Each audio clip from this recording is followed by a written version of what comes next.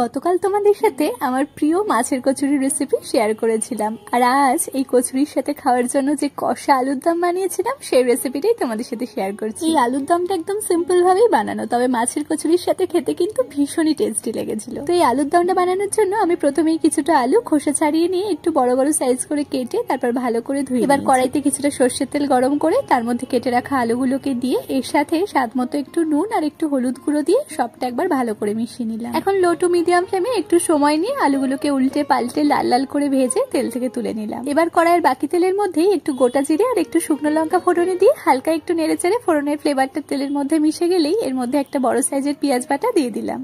এখন মিডিয়াম ফ্লেমে নাড়াচাড়া করে পেঁয়াজ বাটাটাকে হালকা করে একটু ভেজে নেব। তারপর এর মধ্যে 1 চামচ আদা রসুন বাটা দিয়ে এবার এটাকেও পেঁয়াজ বাটার সাথে একটু নেড়ে চেড়ে ভেজে নেব। আর আদা রসুনের কাঁচা ভাবটা চলে গেলে তারপর এর মধ্যে একটু করে হলুদ গুঁড়ো, ঝালের জন্য একটু লঙ্কা গুঁড়ো, একটু ধনে গুঁড়ো, রঙের জন্য দিচ্ছি একটু কাশ্মীরি লঙ্কা গুঁড়ো, স্বাদ মতো একটু নুন আর টেস্টটা ব্যালেন্স করার জন্য অল্প একটু চিনি দিলাম। কিছুটা টমেটো কুচি দিয়ে সমস্তটা একবার ভালো করে মিশিয়ে নিলাম। এখন মিডিয়াম ফ্লেমে নেড়ে চেড়ে মশলাটা ভালো করে কষিয়ে নেবো। আর কষাতে কষাতে যখন মশলা থেকে তেল ছেড়ে দেবে আর টমেটোটাও সম্পূর্ণ গলে যাবে তখন এর মধ্যে ভেজে রাখা আলুগুলো দিয়ে আবারও মশলার সাথে ভালো করে মিশিয়ে নিলাম। এখন গ্রেভিটা বানানোর জন্য এর মধ্যে পরিমাণ মতন জল দিয়ে তারপর কড়াই ঢাকা দিয়ে কিছুক্ষণ ফুটিয়ে নেব। ওই মোটামুটি 7 থেকে 10 মিনিট পর গ্রেভিটা বেশ ঘন মতন হয়ে এলে তারপর কড়াইয়ের ঢাকা খুলে এর মধ্যে 1 চামচ শাহি গরম মশলা গুঁড়ো আর একটু ধনেপাতা কুচি দিয়ে ভালোভাবে মিশিয়ে নিলাম। ব্যাস, তাহলেই আমাদের দারুণ টেস্টি কষা আলুর দম রেডি। এই আলুর দমটা তোমরা আমার মতো মাছের কচুরির সাথে খেতে পারো অথবা লুচি, রুটি বা পরোটার সাথেও খেতে পারো, ভীষণই ভালো লাগে। আজকের রেসিপিটা তাহলে তোমাদের কেমন লাগলো কমেন্টে অবশ্যই জানিও। আর মাছের কচুরির রেসিপির লিংকটাও কিন্তু নিচে দেওয়া রইলো, চাইলে দেখে নিও। আজ তাহলে এটুকুই, দেখা হচ্ছে আবার কাল নতুন একটা রেসিপি নিয়ে।